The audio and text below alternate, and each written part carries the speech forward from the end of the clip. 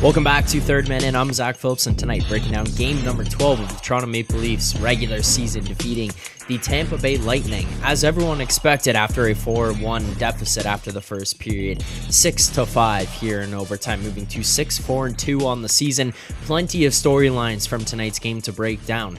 William Nylander keeps the 12-game point streak alive to start this season. Austin Matthews now 3 hat tricks through the first 12 games. Another 2-goal performance here from him tonight. We've now 13 goals through 12 games to start this season. Insane stuff from Austin Matthews in regards to the amount of goals that he's put up. Hopefully he continues this throughout the rest of the season. I mean, 13 goals through 12 games here. Who knows where the limit is? 80-goal season is not out of the realm of possibility. We'll break down everything that happened, the way that this game started, Ilya Samsonov's performance, Mitch Marner putting up a bunch of points here tonight, the resiliency from this team, the line combinations, because I think no matter what goes on, that should be the biggest story. And potentially here, what the hell was Sheldon Keefe thinking through 11 games to get us to this point? Now, if you're here right now and you have not hit that subscribe button, please, as always, make sure to hit subscribe here on the channel. But if you're watching, hit that like button as well. Turn on notifications. You get notified every single time we go live here on this channel. Videos drop to break down things that are going down on the channel around the Leafs, injuries, news, lineup changes, rumors, all that kind of stuff happens right here, along with these post-game live streams. You don't want to miss any of that. We have gained about 220 subscribers over the last 4 days. So shout out to all of you who have come over here and continue to build up this community. I want to hit 500. I want to hit 500. Let's try to hit it by the end of the stream here today, or at least once this stream is done. I want to hit 500. So if everybody hits that like button, send this to one person that you know who likes the Maple Leafs. Tell them to watch, tell them to get on here and subscribe to the channel. Let's hit 500, because once we get to 500, we can start to figure out some channel memberships. We can bring back the emojis, all that kind of stuff. It can come back here to this channel and start to add all the customization to the channel. So I know that I'm asking you guys for a bunch here, but if you can do that to help out and continue to grow this thing, continue to build it, let's get this thing back to 500.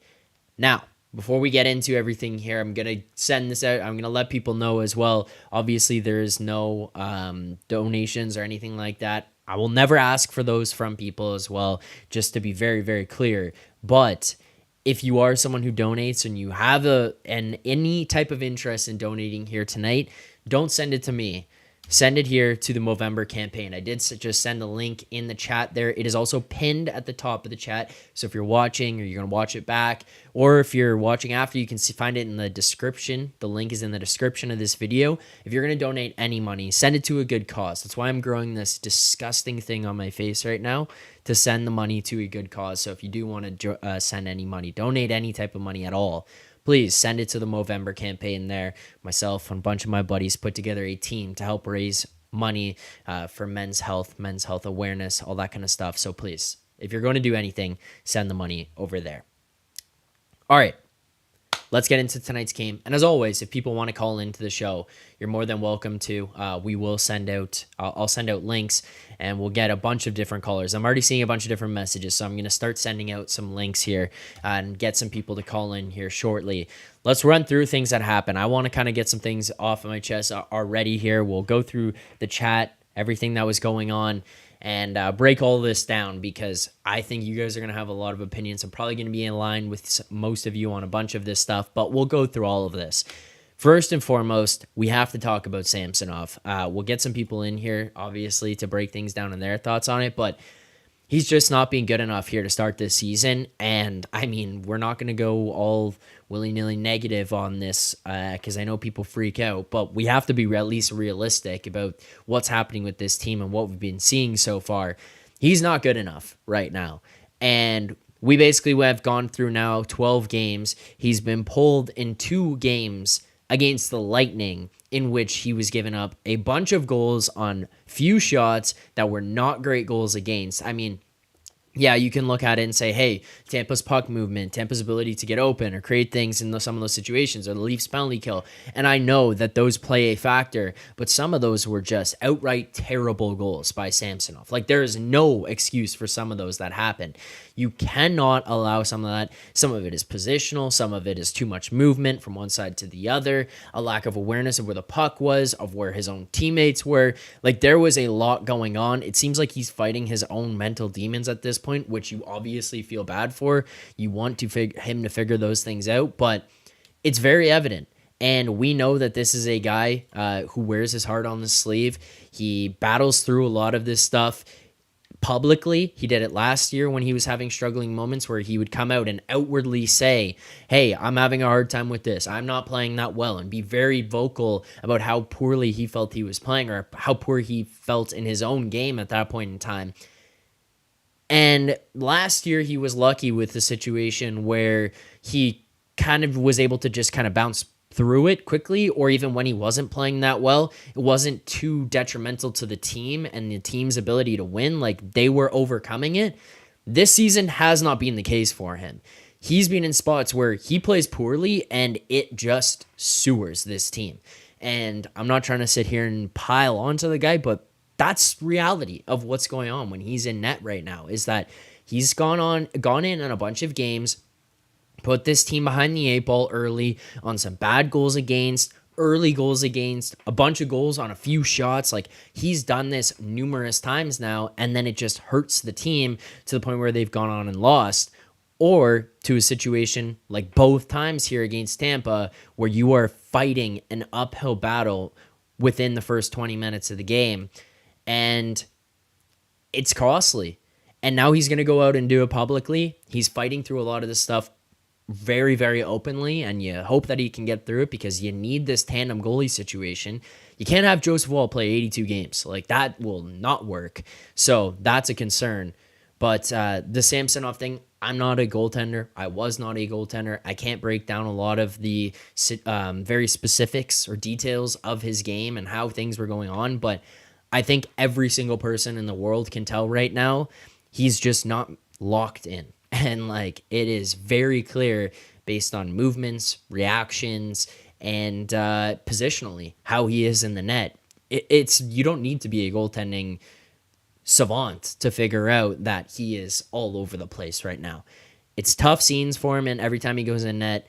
And at some point here, we might have to see one of those magic injuries pop up where the guy can just go on a rehab stint and go play in the minors, and Martin Jones gets a call up to this team. But a man who was a goalie, to help us break it down, we might as well play the animation. Let's get to our first caller of the show here tonight. We're gonna have to go right to ludicrous speed. Prepare ship for ludicrous speed. All right, first caller of the night.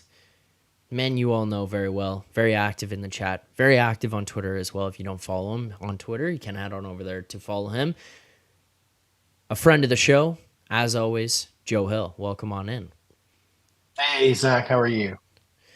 Not bad. I'm not going to lie. I'm not going to sit here and pretend like just because the result was a win that this was a great night for the Leafs. I don't think that that would be appropriate to say or fair to say, especially given how blunt I've been in my assessments of the team. I think some of that hasn't changed. It's nice to see the win here tonight, but hey man, let's be honest. A come from behind win is always fun. It's always fun. I mean, come on. So I'll be a little bit positive for the both of us. There's that.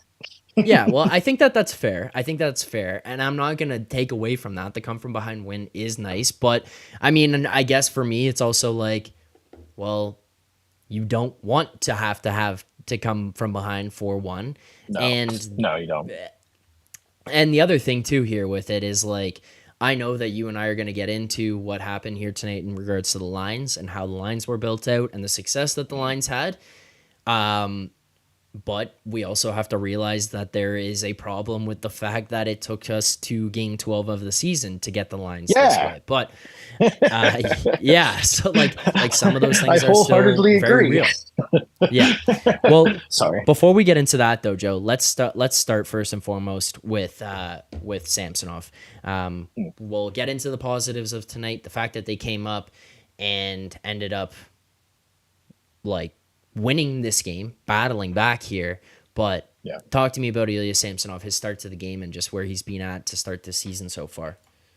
Yeah, I mean, obviously he's dealing with something. I don't know if it's physical. I don't know if it's mental. Um, there was times whenever I was playing, and granted, I mean, I was playing at a much lower level than he's playing, but I think when it comes to it's something that I see with goalies a lot that get out of position too much, and then suddenly find a way to lock it down later on. I wholeheartedly believe that Samsonov has the capability of locking it down. He's not always as squirrely as he's been at the start of this season. Honestly, I just think he's just trying to get too fancy with it. He's very loose. He's I don't even think he knows where his posts are. To be honest with you, it seems like he's just flopping around all over the place. You see him and Wall, and you compare. And granted, they both have distinct styles, but they're both butterfly.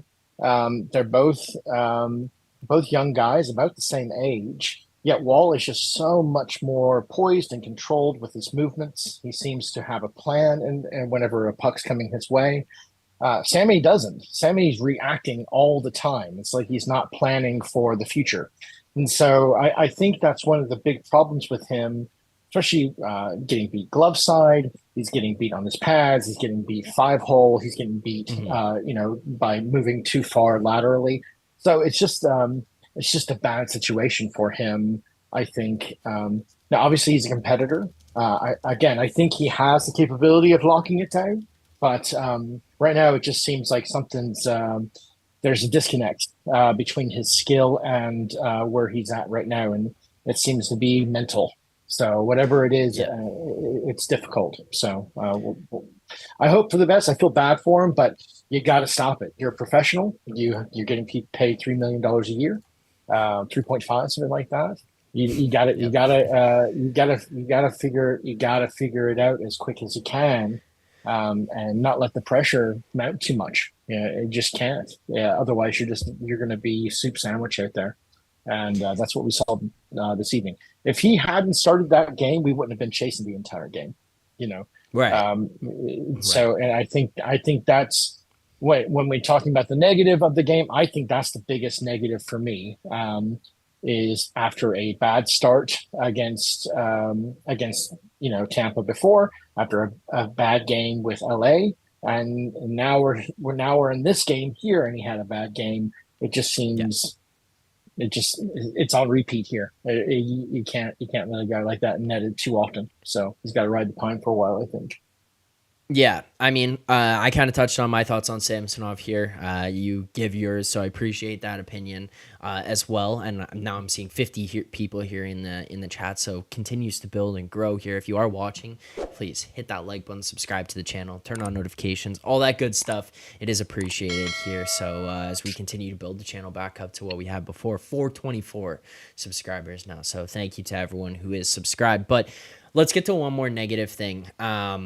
Before we can start to move on and talk about what went on with this team to mount this comeback, because I did see it was weird first period, because I was sitting there going like, this is pissing me off having to watch this. Samsonov stinking. This team is down basically because of some of their own mistakes, putting them in these situations. Like, I'm not going to lie to you.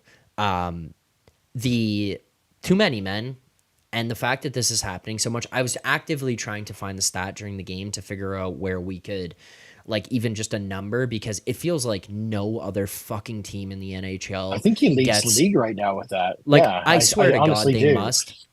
It's mind-blowing. Last year and this year. Right? That's what I'm saying. So. Is like, this is a continued theme with this team where they keep doing that. So it's like another one here tonight. I'm watching the game the other night. It's like two too many men penalties in the same game. Like, okay, I can't understand this, but you do that to yourself. The thing that I'm at the point of here where like this is going to be a negative, and it was a negative for 11 games going into this one. It was a serious problems here tonight, and I'm worried about where this goes going forward. Joe, let's not put it lightly. This penalty kill sucks. They are a massive problem. That's a good power play that you get out of Tampa, but it doesn't matter. Great power play, good power play, average power play, shitty power play. They're finding ways to score against this Leafs penalty kill. They cannot shore it up.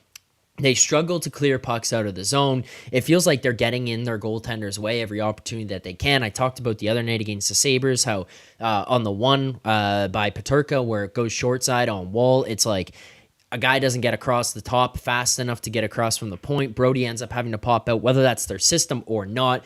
Brody pops out at Peterka. He gets in front of Wall. Now Wall's looking through two screens, one of which by his own player to have to face this. Now you transition here tonight. Brayden Point's goal was from right in the slot. It seems like no one is around him. Kucherov, the goal across to the side where puck goes down from the point. When you look at that zoomed out replay, it is like no one near the point, then no one near Kucherov, and he's getting free reign at an open shot there, which obviously Samsonov slow to get across still, so like double whammy on that one. But this penalty kill has stunk. Yeah, I don't even know what goes, like, how do you fix this going forward? Because is it a personnel issue? Is it a coaching issue? What is happening with this penalty kill? And are you as worried about this as I am right now? I'm pretty worried about it. I'm conspiratorial. I'm thinking this PK is Sheldon Keefe's baby, and obviously it has its holes. And this just goes to what I think about Keefe's ability as a coach right now, and also just the constant shifting of lines and all of those things. There's just no cohesive unit that you can point to for the penalty kill right now. And as a result, nobody really knows their role. And as a result of that, it's pucks through the slot, pucks through the middle, pucks to the outside. All of those things, they have a shooting gallery. And when you have a sieve for a goalie like Sammy, that's going to let in a lot of goals, and that's going to mess with his capability and his confidence in net.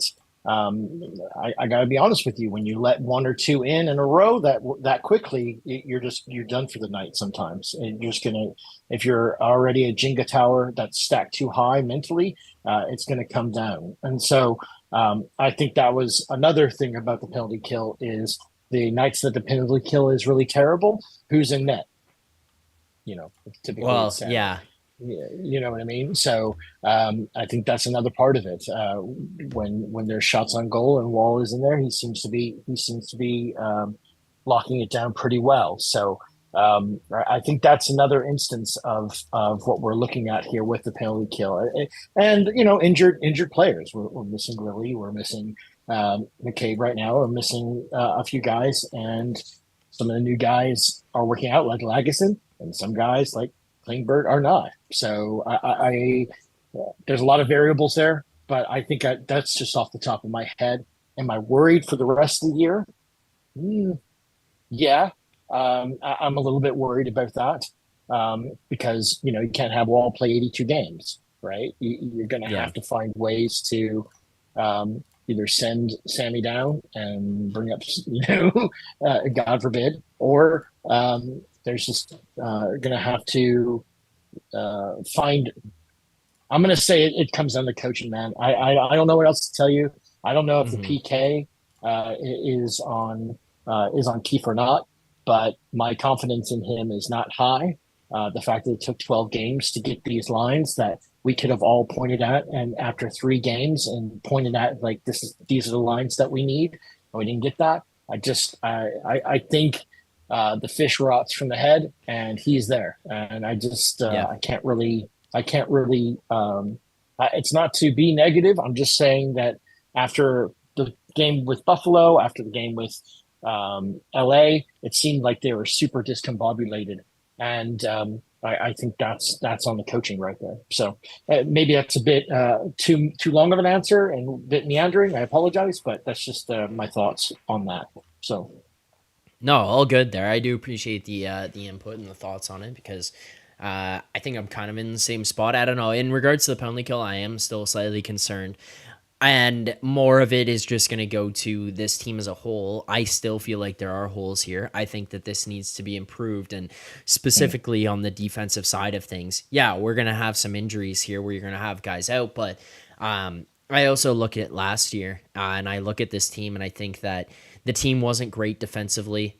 We kind of came away from it at the end of the year being like, wow, you made it work based on all the injuries, significant injuries that you obtained during the season, and you had to have guys pop in and out, guys sitting out for extended periods of time, that kind of thing. And then, Timmins comes up. Wow, this guy played great for that period of time. Liljegren in and out. Sandin had periods where he was great.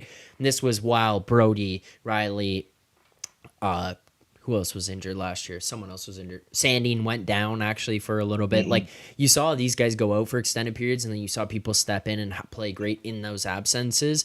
But ultimately as a whole, it was kind of just filler pieces and it was never really, oh wow, this is a real strong decor.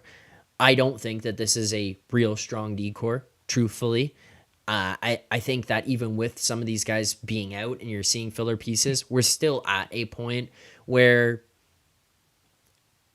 it's still like it's kind of just like a bandage people are putting on it for the time being. Do you know what I mean? Like we're looking at this D and being like, oh, it's still not great. And then the kind of pushback, which I understand and it's true, but it also shouldn't be dismissed as much as it is maybe right now as like people are like, oh, well, you got guys injured. Well, you do, but also like you can have injuries in the playoffs. So what happens when those guys go down or if those guys go down? especially if you play Boston. Especially if we play Boston, Right. you get a can opener up against you, just like Lily. So, I mean, Right. anybody can go down at any time. So, Right. And I still maintain that I don't think that this is good enough right now. But you know what? hey, That's what the season is for, and that's what the trade deadline's for, and that's yeah, you address those issues. And um, I Treliving might have made some bad moves on some, but I think there's been a bit of an overreaction with some of the negativity about Domi and Bertuzzi in particular. I think these guys are really good additions. You might not see a goal from Bertuzzi other than the one he scored in the first two, but dude's a player, and he's a competitor. And I don't care what you say whenever you go up against him. If you underestimate him, that's a problem. Hey, even for well, I Revo mean, too, let me jump in though here, Joe, and ask you this before you continue going on that is like you did bring up, hey, maybe some bad moves by Tree Living. Would you expand on that? What are your thoughts? Because I think that there might be a little back and No, forth I here think for he's. this. I think he is facing unfair criticism for the moves that he made. I don't really fault $1.3 million for Ryan Reaves. I don't fault the prices that he got Domi and Bertuzzi at. Klingberg, for as bad as he is defensively, tonight showed that he does have a bit of snarl. He was the only guy who cross-checked Marshy the other night after after he went after one of our players. He does have a little bit of snarl, and he does have a good pass to him. And he and Willie really work well together. So I just think that a lot of the criticism so far after a bad week, and it seemed like it was a lot longer than that, but it was a bad week. Um, um, I think is unfair at this juncture. I think that the tools that he is giving the team are not being utilized correctly by the coach. We saw that when with the lines that he was putting together, he had David Camp playing the same line as Tyler Bertuzzi. That is insane to me. The other night, it's such a waste, and you would have seen a very apoplectic person in me in the last week, just seeing some of the line changes and the moves that he's making. It's ridiculous when it's very plain to see what some of these moves need to be, especially after a game like tonight. And Well, yeah, how Tampa frustrating is it too, regressive. right? Like it's like these feel like common sense moves. And Yes, that is, I think, the thing that's pissing people, especially in Toronto, off more than anything. Like, I think people in Toronto, for the most part, are pretty educated hockey fans they and are. have been watching for a long time. And it's kind of those things where you sit there and you're like, you are overthinking the fuck out of this to put Yes. to decide to put this guy on this line and play this minutes and play these minutes. And it's like I go online and I have to read. Look, I like analytics, but I like them as a tool. I like analytics as a supportive tool to what you're seeing and to the results that are being produced and everything. Because I cannot stand when you have somebody who didn't play, doesn't play, never played on team sports, doesn't watch the games, doesn't know what they're watching, but they've built out some spreadsheet that tells you what's good and what's bad, and then they sit there and freak out about things. And it's like, hey, every now and then, just fucking watch the game, and maybe you'll get some idea of what's happening. Look, am I going to sit here and tell you that Ryan Reaves is a great player? God, no. I'm not, actually. No. I'm never going to say that. And I will never try to convince somebody that that's the case. He's not. Yeah, and in fact, it's not all most on of the the fourth time, line, It's not all on the fourth line. But and if it is, then you're in trouble. And here's the other thing too, is that he goes to St. Louis. You know who loved him in St. Louis? The coaches and his teammates and the fans. And in Pittsburgh, coaches, teammates, fans. Everywhere this guy goes, Vegas, he is beloved. Yeah. Because of the personality and what he brings on ice, because he's appreciated for those things. And then he comes here and there's a bunch of dudes running around with spreadsheets who are sitting there and don't know what it's like to be in a locker room and sit there and say, this guy, you can't have him here. And it's like, well, okay, first of all, you're putting him on the ice in maybe the wrong situations. Maybe you're playing him with the wrong guys. Like, do you think that a line with Noah Gregor, Pontus Holmberg, and Ryan Reaves is going to have an opportunity to have very much success?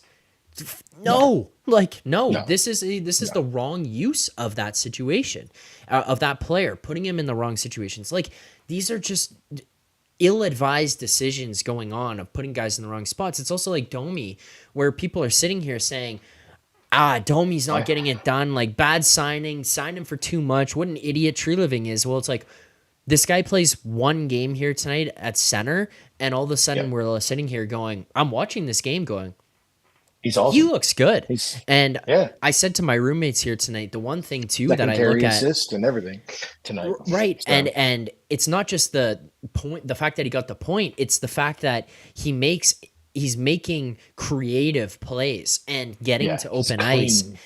And it looks a little bit more fluid, and he doesn't look like he's thinking about the play every now. And I said to my roommates, and I played center for basically the majority of time that I played minor hockey and stuff, and play it when I'm playing men's league and whatever.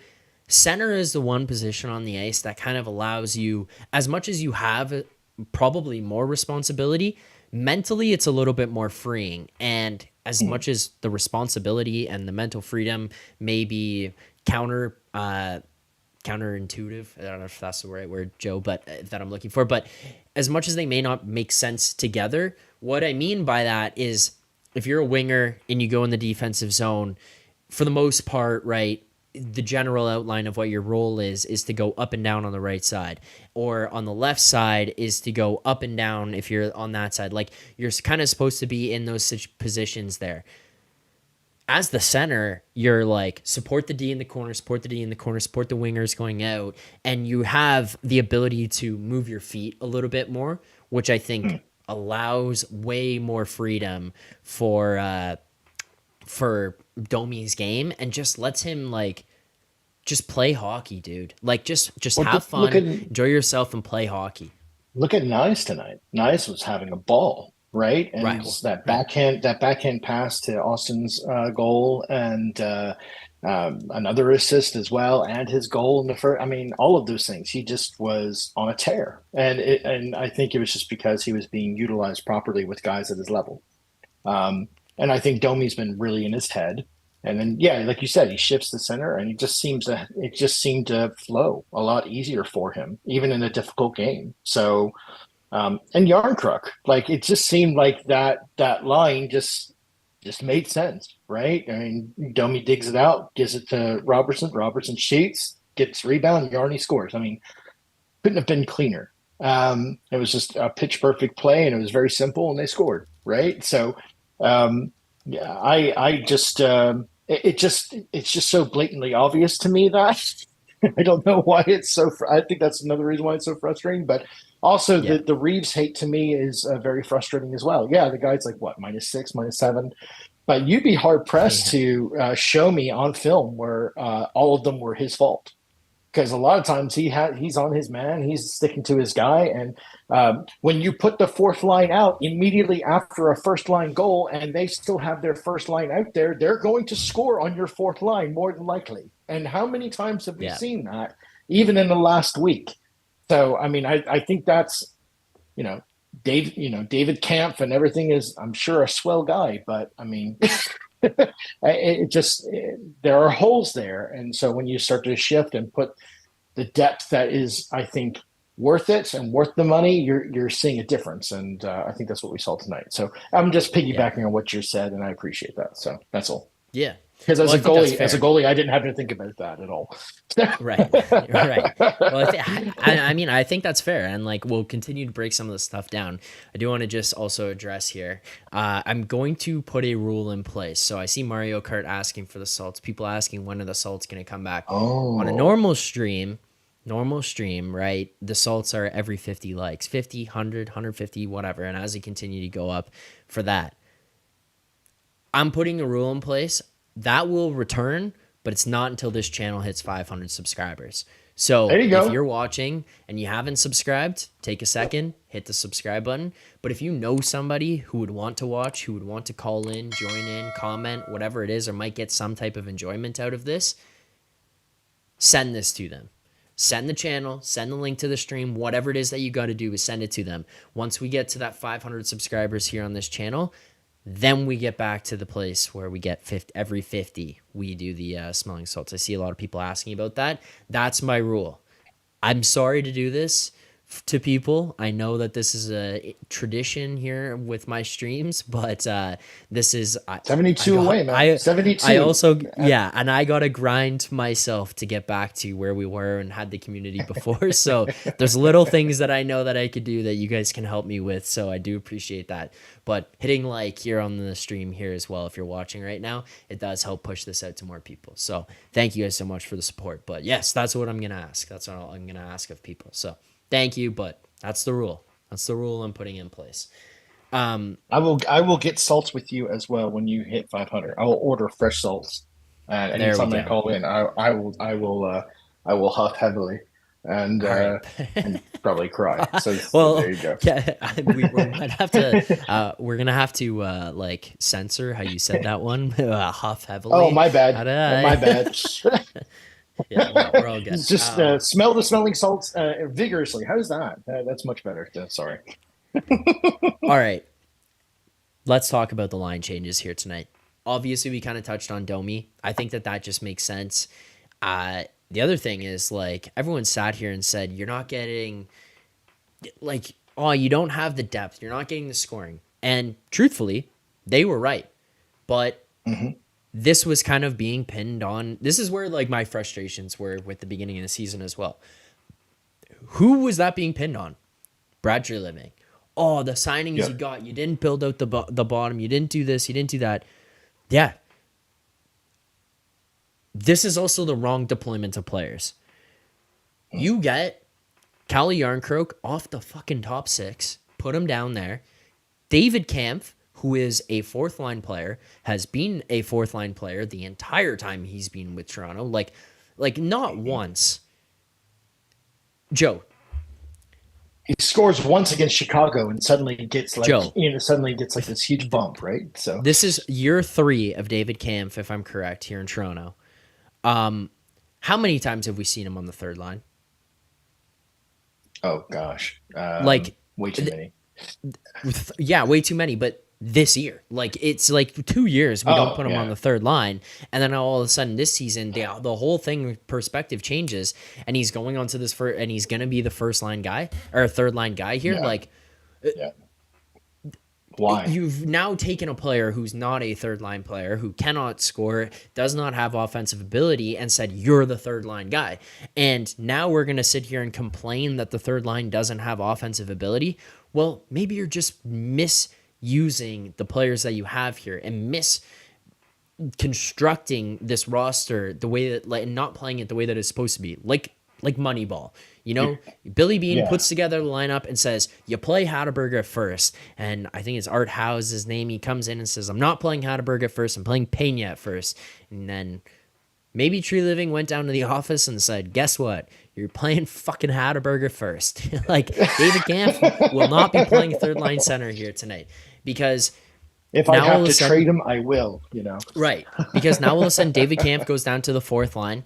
The fourth line looks fine. They play minimal minutes, but guess what? Vast majority of fourth lines around the NHL, maybe not as minimal as these guys played here tonight. That was a little bit excessive, but they play minimal minutes for the most part, other than in blowout games one way or the other. And then, like, you get a third line that has Robertson, Domi at center. That frees him up a lot more, allows him to be a much more creative, explosive, agile, moving player. And then you get a guy on the right side, Cal Yarncroke, who I have always maintained is not a guy who drives play. And guess what? Both the goals he scored here tonight were not Cal Yarncroke driving play, but they were Cal Yarncroke doing what he's able to do and just capitalizing on opportunity. Right. And Max Domi makes a nice play to Nick Robertson. He gets the shot off, and Cal Yarncroke, right place, right time, like he's capable of doing, like he's smart enough to do, gets a rebound, puts it in. Second goal, his second goal, the overtime goal. Let's be real. All he did was drive the net and go to the side and not skate past the net, puts his stick on the ice. Nylander to Riley, Riley to Yarncroke, taps that in. But now you all of a sudden have a third line that has some speed, some skill, some playmaking ability, and you spread that around, and good eyes, good hands. Collectively, they put together a couple points between all the three of them, and they score the overtime winner. Obviously, Nylander was on the ice for it as well, but a member of that line.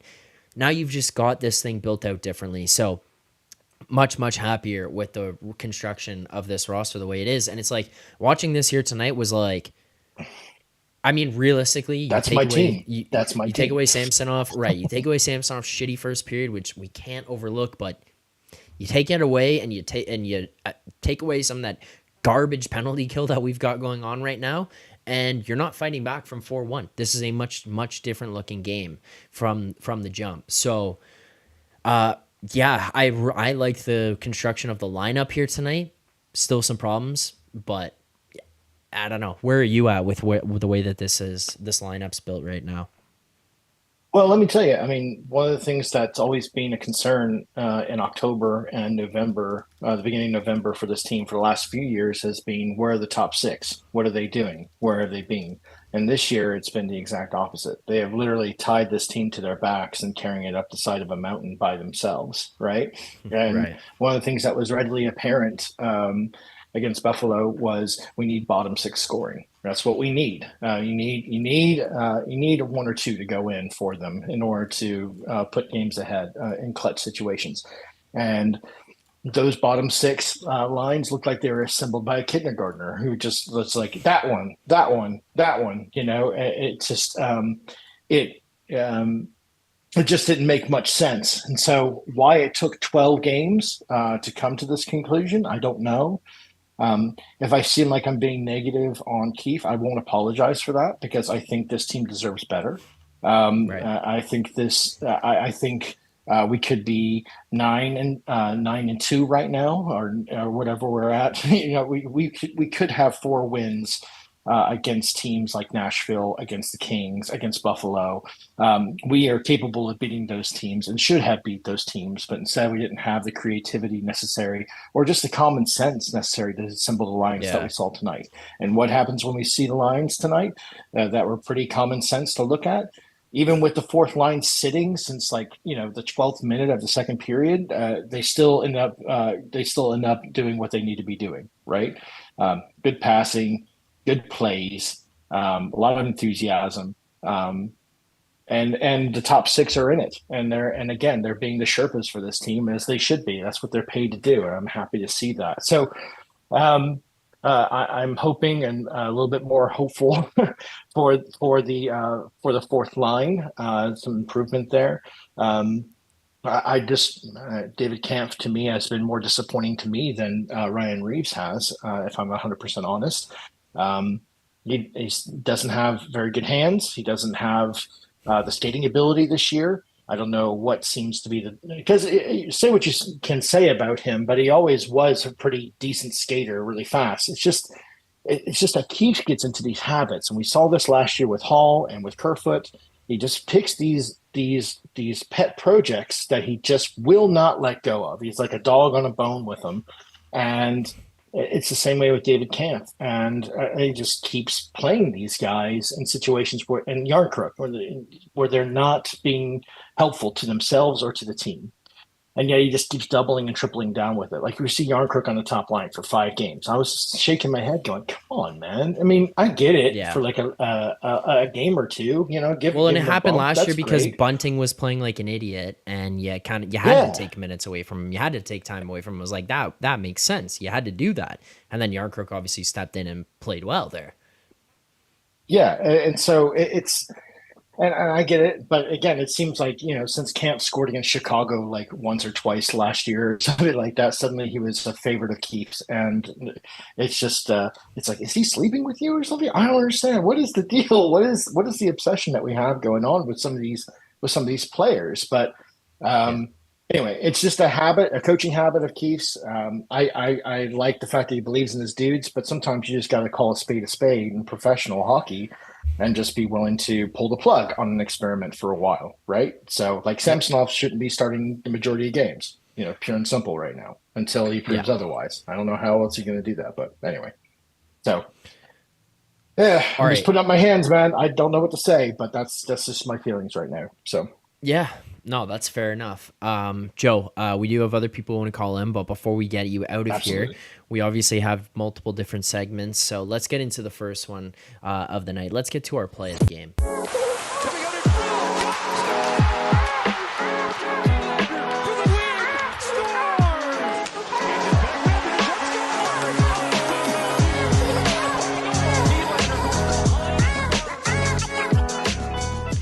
All right. Play of the game here. Also, just quickly to address, I see a bunch of people asking about why I didn't say things on the other channel to tell people that I was moving to this one. Was not able to. That obviously makes sense from common sense standpoint. Was not able to do that. So it's not like that was a decision to not do that. But if you guys want to let people know where I'm at, I'm not saying to do it. I'm just saying if you want to do that, it would help. That's all I'm saying. Spread the word. Spread the word. Spread the love. If you That's know how all. to Yeah. spread the word, spread the word. Joe, play the game here tonight. Let's hear it. What do you got for yours? Um, I want to say that nice pass to Matthews for the goal for the second goal. I really love Yeah. that, and I love seeing Matthews getting the crowd into it because they were booed off the ice after the first.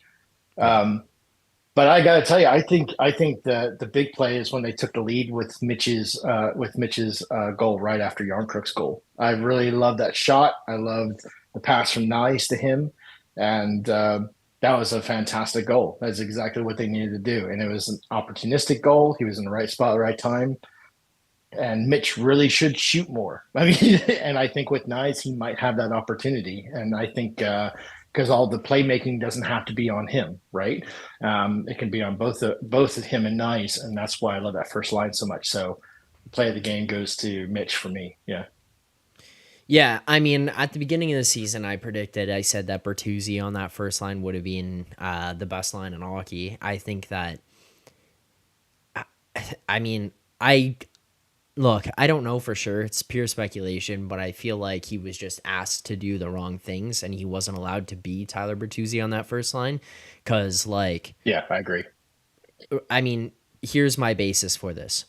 Why the fuck would it work with Boston and like Pasternak and Marchand, but it just doesn't with Matthews and Marner? You know what I mean? Like, there's like a disconnect for Did me he there. suddenly did he suddenly forget how to play hockey? No, he did not. Right. Right. So that's my thought on that. But I kind of sat here and had gone back and forth, had heard from different people where I said, hey, you know what? Like, I think Nye should be in this top six. I wanted Bertuzzi on that one because I thought it was going to work out really well. But look, you're still in a spot here where you've got Bertuzzi on that second line. Nyes goes up to the first one. I am going to go with the Nyes pass to Matthews where he scores there, because Nyes comes out, scores the first goal of the game. Now all of a sudden everyone's sitting here basically going to Keefe as that goal goes in. And then, yeah, obviously things after that point progress poorly for the Leafs. You go down 4-1, allow 4 consecutive. But after that point in time, you sit here and you look at Nyes, you look at his body of work, the screen on Matthews' first goal, big body in front of the net, not moved by anybody, stands directly in front, moves out of the way of the shot at the very last second, the perfect opportunity, the perfect time. That puck squeaks through. Jonas Johansson gets in, score, and is a goal for Matthews. Then you look at the next one. That is a good play, finding space and finding ice on the opposite side, getting through. Marner puts the puck through. Marner puts the puck through to him into a time and space. He skates into it, and then it's not just that and go and get the puck and just fire it at the front of the net. Like, watch that play again. That is a left-handed player going down the left side, picks the puck up on the wall, hits a stop up, and as the player comes, protects it in towards the wall, and then makes a backhand pass, tape to tape, to Matthews, flying into the net. Like, in stride, backhand spinning while being checked along the wall.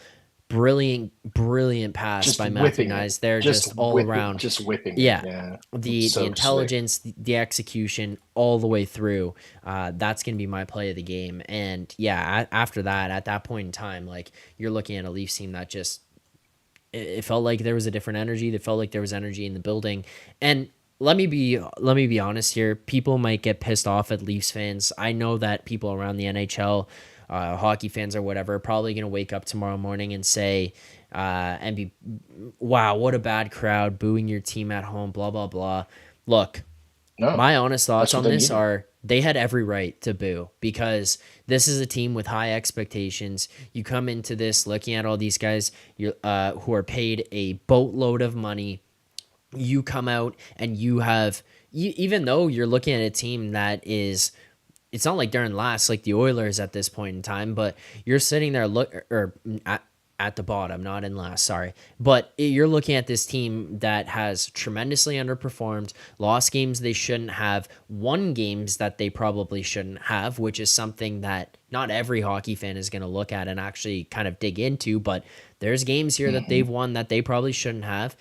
And you come out here tonight on a 4-game losing streak at home against Tampa, and you absolutely shit the bed in the first period, and you go down 4-1, and it looks like you're putting in just a, I'm not going to say pathetic, but just like a lackluster is probably the right way to put it. A mediocre, just we're out here for the sake of being out here performance in the first period. That's not good enough. And if you're going to sit here and be a team that is with Stanley Cup expectations, and you're going to actually try to convince people that that's the reality, then fucking play like it, right? And I think that they had every right to boo them. Can I say a sports anecdote for you? George Bush was going to throw out the first pitch after I think it was for the series with the Yankees after 9/11. It was in 2001. You're probably super young then. You probably don't remember, but it was a tough time in America. Obviously, everybody was down, and so a pitch from a president, whether you agree with his politics or not, it's going to be a big deal, right? And so he's loosening. The president's loosening up his arm in the hallway, right, getting ready to go out before he's announced. And Derek Jeter walks up to the president of the United States, looks him in the face, and says, "Mr. President, if you throw this into the dirt, they will boo you." and they will be right to do that. So don't miss. Right. So, I mean, if you can say that to the president of the United States, I mean, you can boo the Leafs if they play a lackluster game at home after losing 4 in a row, especially when they are as good as they are. So I completely agree with everything you said. I just thought that was a very apt description as to the expectation of things from particular fan bases. So All right, Joe. I appreciate you calling in here. Appreciate you taking the time to do this as always. My Obviously, pleasure. you know how this goes on the former channel. We'll bring this over to this one as well here. Final thoughts, whether it be hot takes, predictions, or just something you want to say to the chat. Anything you want. Let's hear it. What do you got? Um, I think that Nick Robertson played really well tonight, but I wouldn't be surprised if we don't see him traded in the next few weeks if a particular defenseman is on the block from Calgary. You know Wait, who who I is mean that? too. Sorry. No, who was the player you Zadorov? said? No. Oh Oh, no, Nick no, no, no, Robertson. no. Oh, okay. Sorry. Yeah, yeah, yeah, yeah. So you can bring Nick Robertson up. You can trade him away for Yeah. with a pick. You could probably get him Yeah, with I had some somebody salary text retention. me. I had somebody in the hockey world a little bit more involved than even we would be that had a very similar thought tonight. Who texted me that I during the hope game? that's not the case. I really like Nicky Bobby. I hope he can stick around. Obviously, his value is high because of how he's been playing in the AHL the last couple of weeks. Yeah. But now's his time to shine. So, but that's my hot take, and I hope I'm wrong. I wouldn't be upset if I'm wrong there, but that's my hot take. So we'll go from there. All right. Fair enough. I like it. Joe, thank you as always for calling in here to the show. Do appreciate that. Appreciate you taking the time. Enjoy the rest of your night. Enjoy the chat here. And we'll see you Wednesday against the Senators after that game? Hopefully so. Yeah, hopefully so. All right. Sounds good. Thank you so much for calling in here tonight. Joe, enjoy the rest of your night. Thanks, Zach. All right. There you go. From Joe Hill. We will have another caller on the line here very shortly.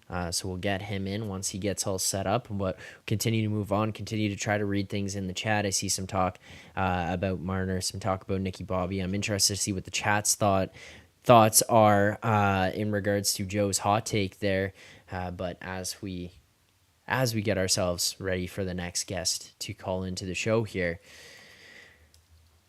I'm curious where people are at for their thoughts on Nick Robertson. Do you think he was called up to showcase his abilities? Do you think he was called up for potential trade opportunities moving forward? Do you think that this is a long-term fit for him here? Like, what is Nick Robertson's future in Toronto? Let us know in the chat. I'm interested to see where you guys kind of stand on that. But let's welcome in our next caller to the show. I'll give him the animation so that he can get that. But yeah, new caller on the line. We're gonna have to go right to ludicrous speed. Prepare ship for ludicrous speed.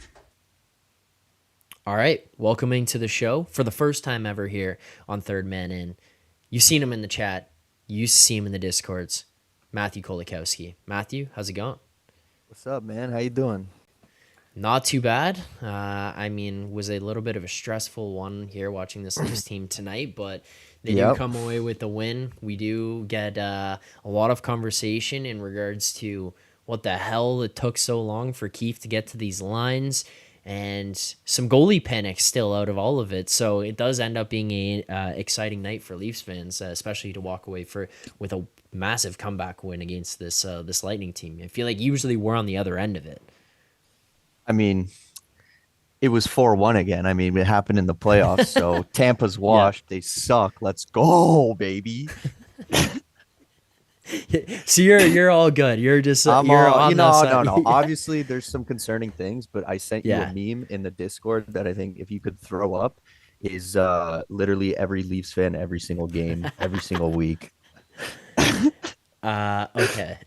Yes, I will get this up on screen for people here. I think they'll enjoy this. I gotta find a cleaner way here on this stream to be able to put these up, because I did it on the old channel, but there's gotta be, there we go. There we go. That's literally every time, man. Literally first period, I go because I had to go pick up my girlfriend from work and drive her home. So after first period, I'm literally in the car, blasting Juice WRLD, I still see your shadows in my room. I like drop her off. I throw the Joe Bowen call on. They score 2 quick goals. I'm like, let's go. We're so back. We're so back, man.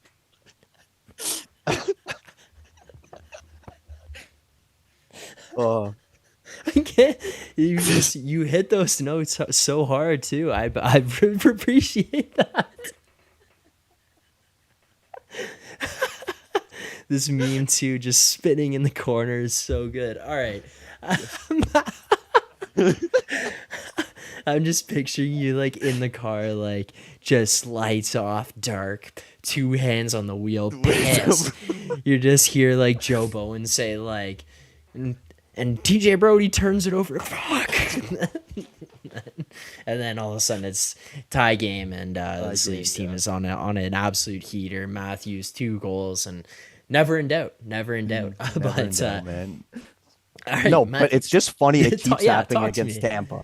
It keeps happening against Tampa. Like I swear to God, we need to just lose the first period and we'll beat Tampa. That's the key to beating Tampa. That's the key to victory here. Is like honestly just punt the first period. Yeah, just let's start in the second. We'll start 20 minutes in. Give them like a 2-3 goal lead, whatever you got to do. But start us in the second with a deficit, and then against Tampa, and we're gonna win. Talk to me about these concerns that you have, because you did bring that up. So I want to hear. So where first are of you at? all, obviously Samsonov, brutal. Okay, and the whole confidence thing is it's like mirroring to me the whole Jack Campbell saga. It seems it seems like the similar type of vibe of like he's lost his confidence, and like until he gets it back, he's just gonna be swimming. Like that's I don't know if you like obviously you saw him out there, man. The guy is swimming. There's no other way to put it.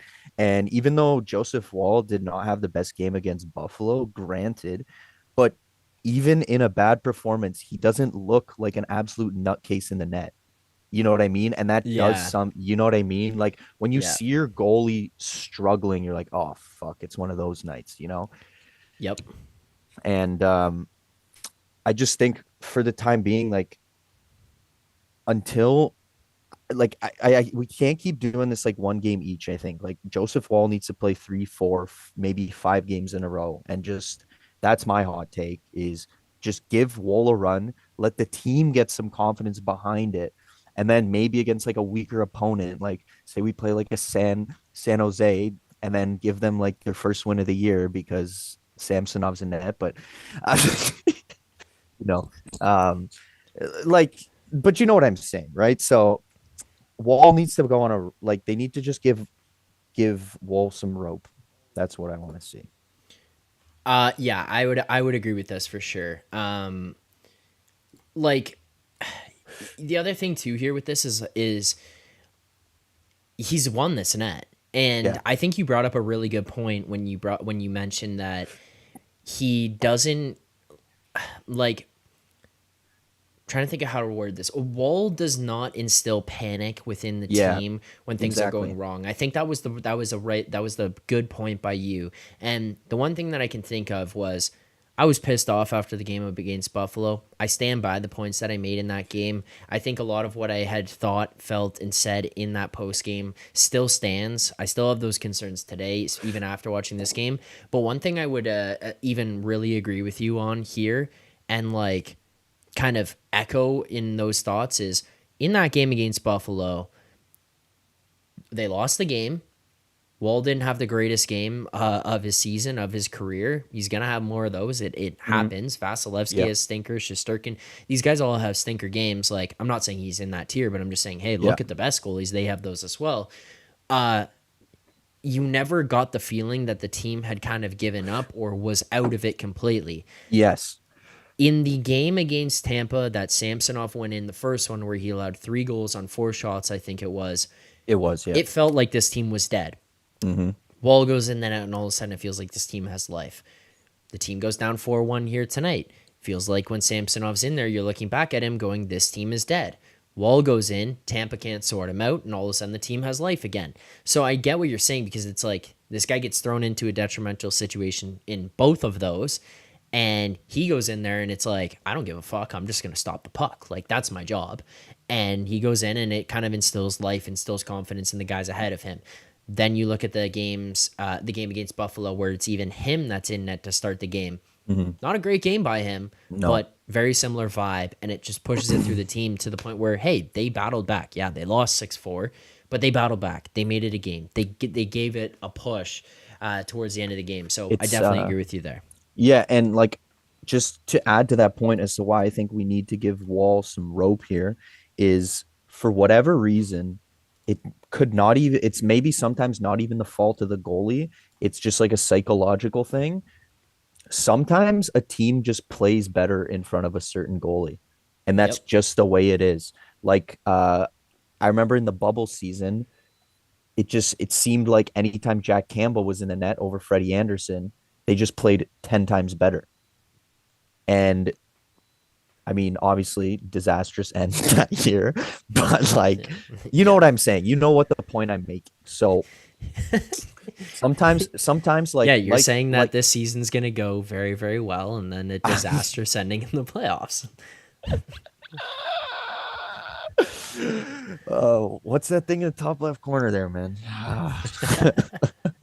No, and then what one thing I would disagree with Joe on though is I am not high on Bertuzzi at all.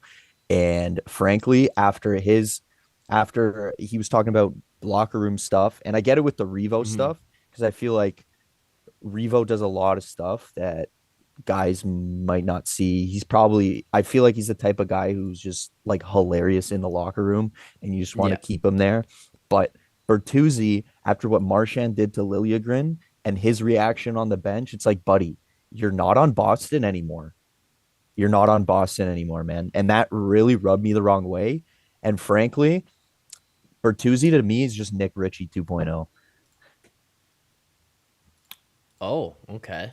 I'm really I not high on Bertuzzi at all, man. He's a better player than Nick Ritchie, obviously. Like I have eyes, but you know what Yeah. I mean? It's just Yeah. the guys played brutal. He at least he's like toned down the penalties because that was a big problem early on. Yeah.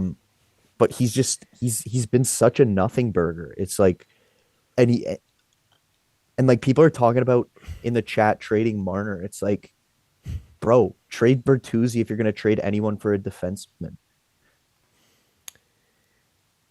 Yeah. Well, okay. So, I mean, you're not going to get their kind of return that you would want though for Yes, the I know, defenseman I on know, him. I know, That's the I know, pushback there. I know. Here is the counter. Look, I think Bertuzzi will turn this around, and I think that the reason I'm not jumping on him right now, you might 20 games from now, 30 Mhm. games from now, you might be right, and we'll sit here and have this Dude, conversation to say, hey, I'm wrong. I hope I'm wrong. I'm yeah, praying I'm wrong. the reason I'm not going to jump on it right now is because the one point that I kind of had brought up to Joe, and I've echoed a little bit through the beginning here. I just think he's being asked to do the wrong things, and I think Mm. that was like this piece of Domi that was being held back in him that you started to see maybe unlocked a little bit here Right. tonight. And I think it was like, hey, Domi, you are Max Domi. You play this style of hockey. You play this way, and you're so successful at doing this. And then all of a sudden he comes here, and it's like, actually, we want you to be like this kind of player. It's like, well, fuck, he's not that player. So Yeah. don't ask him to be that because it makes him uncomfortable. He's thinking too much, blah, blah, blah.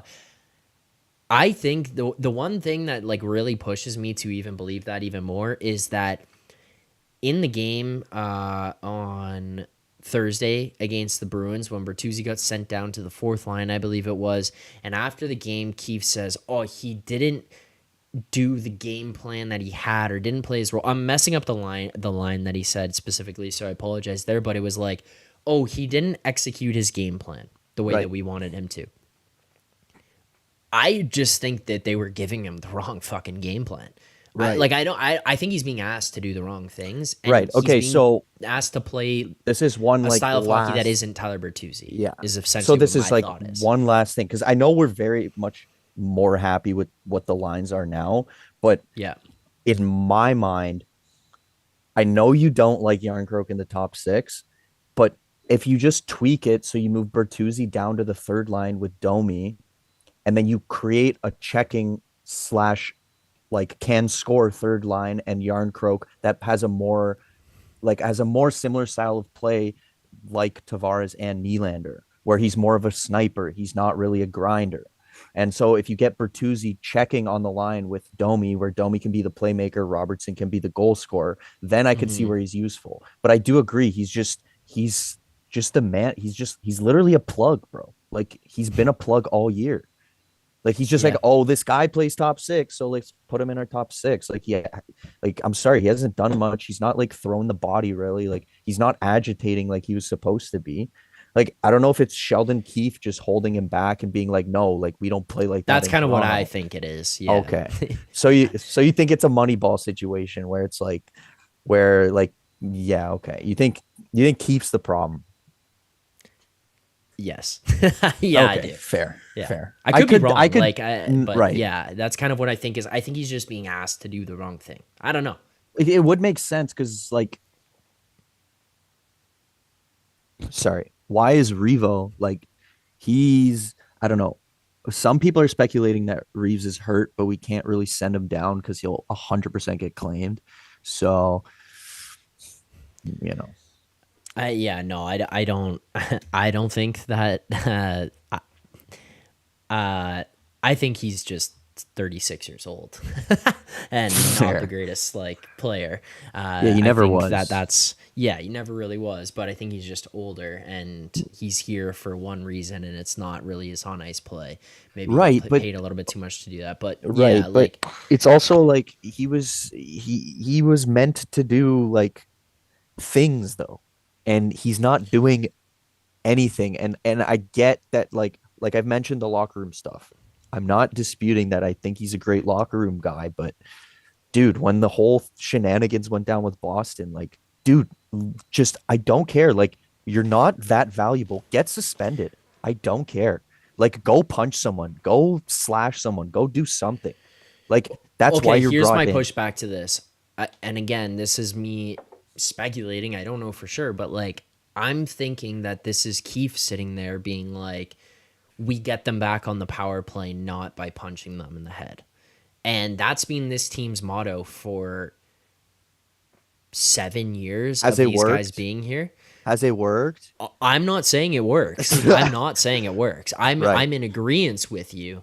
My point is that I think that this is being a team implemented thing, and the one reason that I'm going to give this back to Reaves and kind of say like, hey, I'll give you benefit of the doubt here is after that situation occurred, he was quoted in the media as saying, we've talked about it and addressed this in the room. And it was well reported that it was the GM, the coach, and the players in there having a conversation about how these situations are dealt with.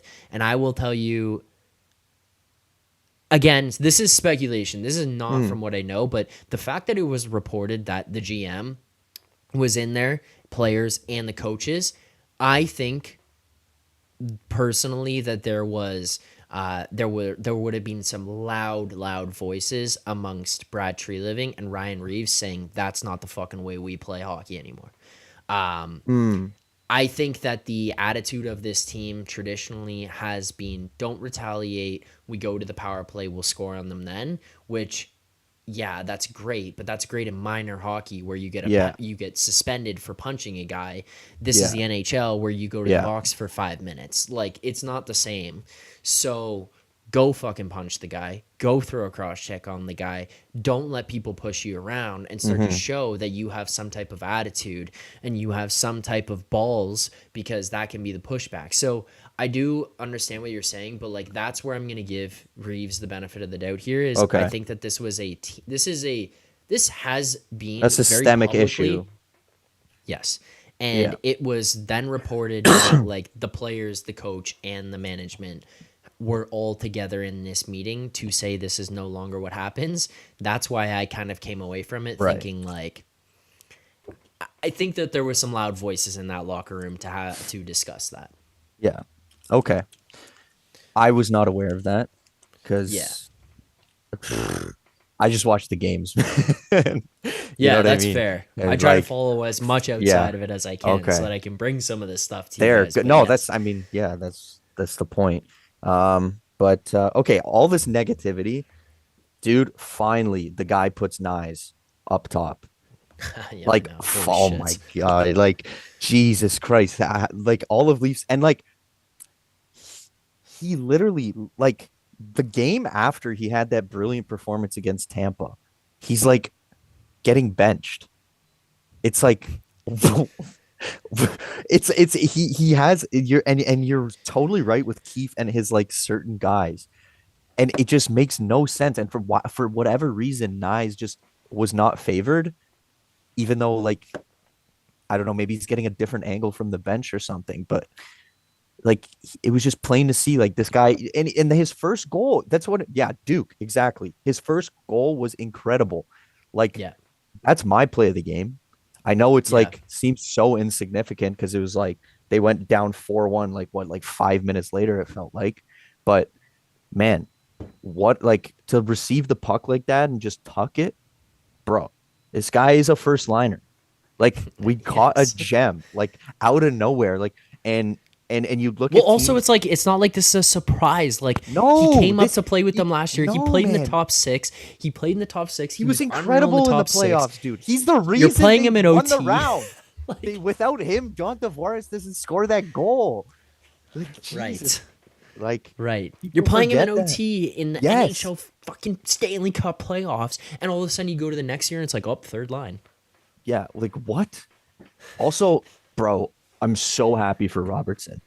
I know it's just one game and you hear that? I'm knocking on my wooden desk, man, because I know. dude, I want this guy to I've wanted this guy to succeed for so bad, for so long, so badly. Um, and his potential is, I still think, sky high, and I don't think he's allowed to go anywhere because first off, cheap contract, and if him and Nyes can get going, that's like what Stanley Cup teams are built on. There's always one or two young guys on cheap contracts who are big contributors. Look at Tampa Bay, man. All those years that they won, the guys on the young contracts end up being big in the playoffs. And you look at the teams like Tampa, you look at the teams like Pittsburgh. You look at Boston, man. Out of nowhere, this Potchers kid. No one knew who this guy was, and all of a sudden, like, Yeah. you know what I mean? So you need to find these prospects out of nowhere, kind of, if you want to keep contending. And I feel like the Leafs just haven't had that in the tank, and they've been kind of relying on this like whippersnapper new group of like bottom six guys every year. And I really like if Robertson can start scoring and they can get because look, all of these years they've never really had like a good scoring third line. Like, when's the last time the Leafs had any sort of depth scoring? Dude, I can't even answer that. I don't know. Like, 04? Seriously, Yeah, maybe. you know, Yeah. like no, I'm I trying can't to think of think. any. Like in the Matthews era, have they had a third line that could score goals? Really? No, I don't really think so. And I mean, in the playoffs every year, it's kind of just Yeah. falling apart, anyways. I mean, the So, 1 year Kerfoot was pretty good, but the rest of the years he was not so much. well, and I see some stuff in the chat here, like my guy Rob, RJWI, just bringing up like I don't love Robertson. I don't. I'm not gonna lie to you. I don't, and I think that there's a reason that this Leafs team had struggled to bring him up in the past and kind of keep him up. He never really was like explosive in terms of offensive opportunity.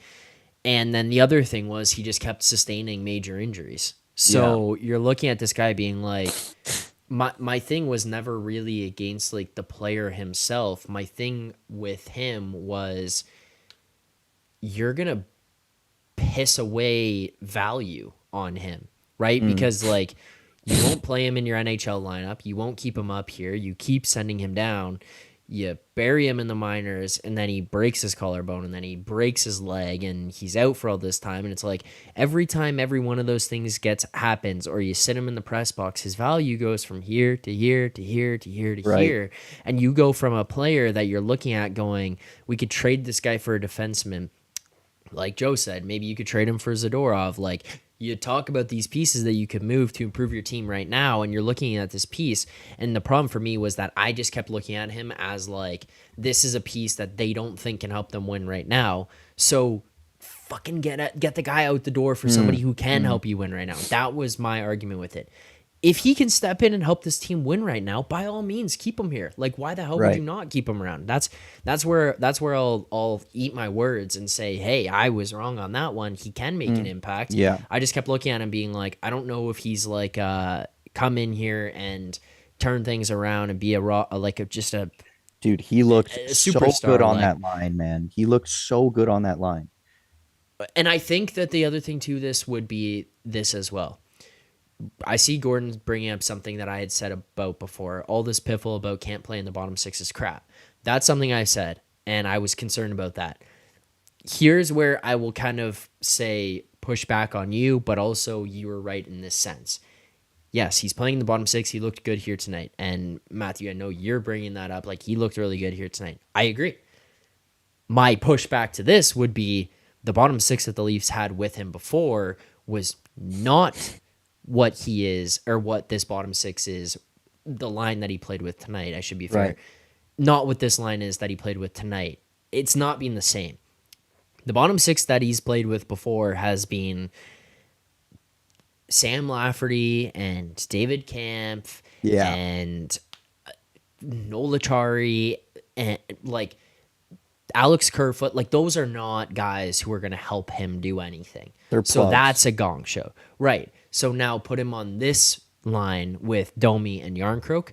That's a much different looking bottom six. I'm still like, I'm looking at it mentally, man.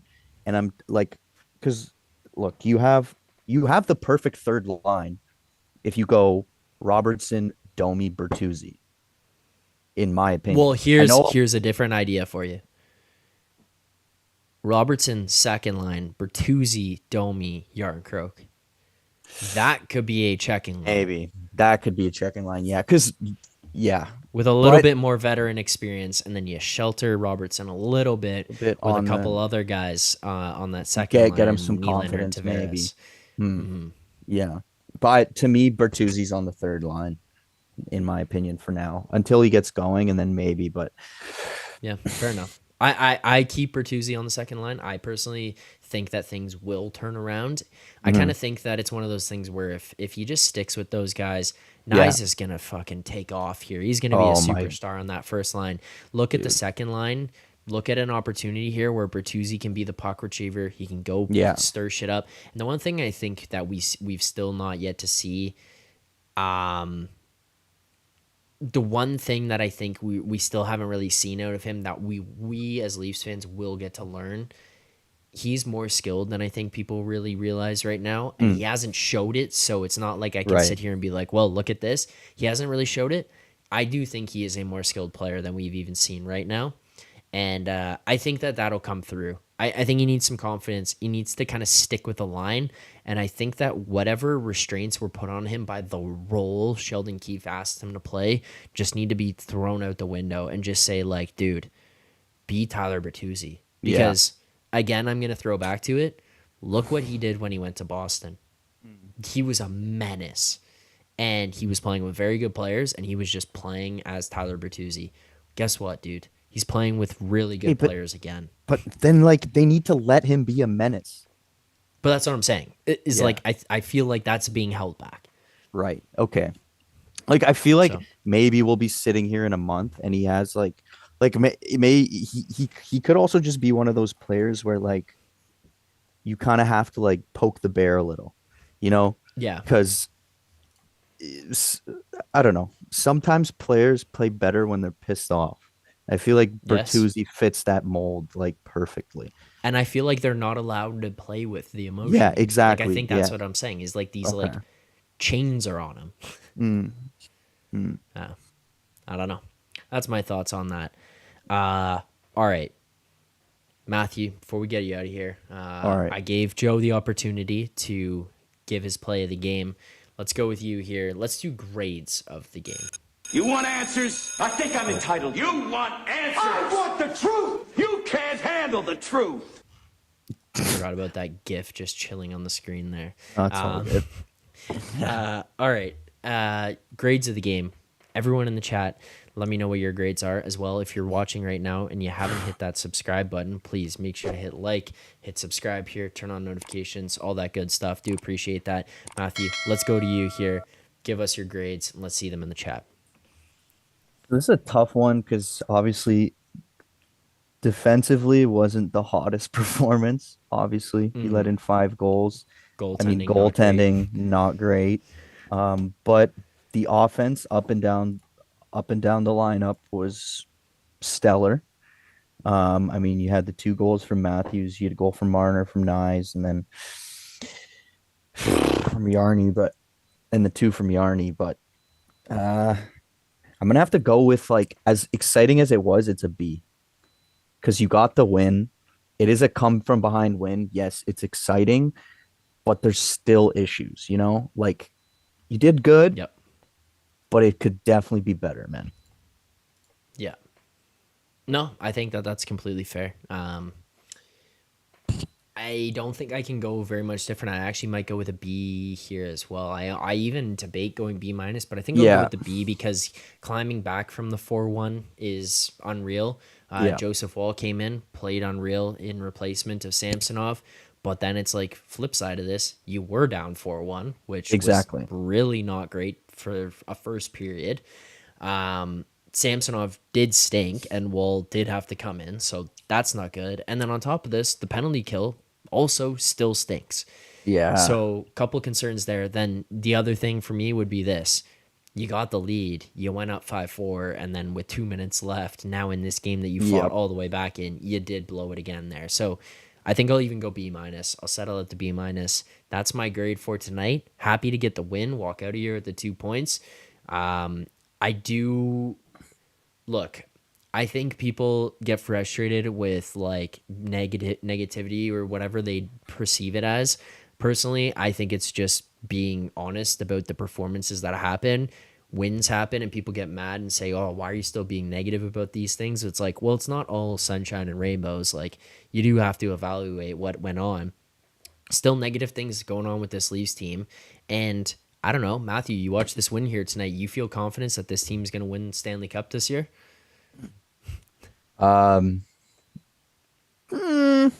Look, if we had taken a look at the Florida Panthers at this time last year, and you would have told me that they were going to go to the Stanley Cup Finals, I would have laughed in your face. So maybe it is something like this kind of a, ragtag season that needs to like give them the fire, because like the last couple of years, it's been like they've been sitting in February, like, oh, we know who we're playing. And then the time comes and it's like, and then, we finally get over the hump and then you just get hit by a freight train. Like that was the Florida Panthers in those playoffs. So. Yeah, no, I think that's fair. But I mean, my point more so being like, I just don't really look at it and have that confidence that this team is a team that can go the way. I see these holes and I think some of them just are really big holes that need to be fixed. I don't know, man. There are like some weak spots that are pushed on and that's concerning. But it's like, yeah, they can be changed. You're right. I'm just a delusional Leafs fan, and like I always think they're gonna win the cup. So, like I don't know what you're asking the wrong guy for an honest opinion on this. Yeah, fair. Well, and I also see Joe here saying the Toronto Maple Leafs are 6-4-2 this season, which is exactly the same as where they were at this point in the season last year. I think that that's fair, but my argument would also just be like, you expect the team to feel different, right? Yeah. Like you expect the team, if you're going to go, they feel worse. They feel worse. Right. And it doesn't feel as good. And you're going to sit here and say, oh, they have the same record as last year. I get that. It's not like we were screaming about such a great start last year either. So That's just my thoughts. Matthew, I do appreciate you calling in here tonight. Before I get you out of here, final thoughts from you, whether it be a hot take, prediction, or you just want to say something to the chat. What do you got for us? I don't understand the hate that Klingberg's getting. I think he's been pretty good. That's my hot take. All right, fair enough. I will push back on he's not very good defensively, but I also don't think I think that people are hating on it. I think the people who are hating on They don't understand what he is. maybe this is my hot take. I think the people who are hating on it are the people who are still sour that Dubas is not the GM of Toronto anymore. And they're the people who are looking at him and will overly criticize every single one of the players that True Living had signed. What? I don't think he's been great, but I don't think the criticism that you're bringing up here, I think that some of it is unwarranted. I just think that it's because it's You know coming what? from He's people who far love and away Dubas. better than the old number 3. I'll say that. Right. I would agree. But I still I never think got a give it picture time. with him, man. I still never got a picture with him before he got traded, man. yeah, I never had to order that fucking jersey, so thank God. But All right, Matthew, man. Good thank you night. for taking the time to do this. I appreciate it. Enjoy the rest of your night. Peace. All right, there you go. Thank you to both callers here tonight, Joe Hill, Matthew Kolakowski. Do appreciate that as always for everyone who calls in. Here's what I'll say: if you follow me on Twitter or Instagram, or you already have me on Discord, shoot me a message. If you know how to, that's the wrong link. If you shoot me a message to my personal account, if you know how to build a Discord. I only have like a personal Discord and I'm in other communities. So the people who message me are people who came from the other one and added me as friends. That's how they message me. But if you do want to message me, you can build a Discord. I would be happy to have someone do that. You can moderate it, whatever it is, be a part of it. But if anyone knows how to build a Discord, I would be happy to have a third man in Discord built here for this channel, because otherwise I am messaging people across a billion different apps. Now, that said, follow me on Twitter there. It is a pretty easy place. I do tweet out links when I'm posting videos, going live, all that kind of stuff.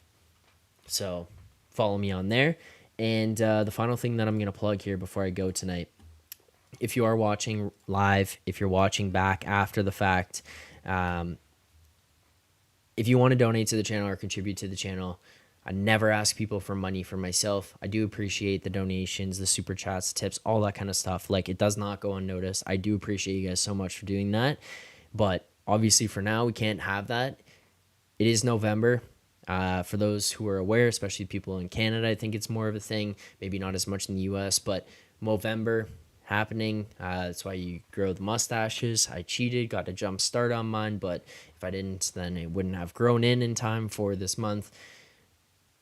I am raising money with another team, with a group of guys, my team here, raising money for men's health awareness. So please donate. If you're going to donate anything, please send it over to that link. The link is in the description as well as pinned to the top of the chat, and I did just send it in there. So thank you to everyone who tuned in here tonight. This will be the end of the live stream. The Leafs winning this one here tonight against the Tampa Bay Lightning in Game 12 of the regular season, moving to 6-4-2 so far on the season with a 6-5 overtime win. Just a ridiculous comeback win for the Leafs here tonight. If you haven't already, hit that like button, hit subscribe to the channel, turn on notifications so you get notified every single time we go live. Let's get this channel to 500 subscribers here. But thank you so much to everyone who tuned in. I do greatly appreciate the support here. Enjoy the rest of your evenings. Enjoy the win here tonight. We'll be back here Wednesday night after the Leafs defeat the Ottawa Senators. Leafs fans, thank you guys so much for tuning in. Thank you for the support. And, I mean, come on. As always, be brave.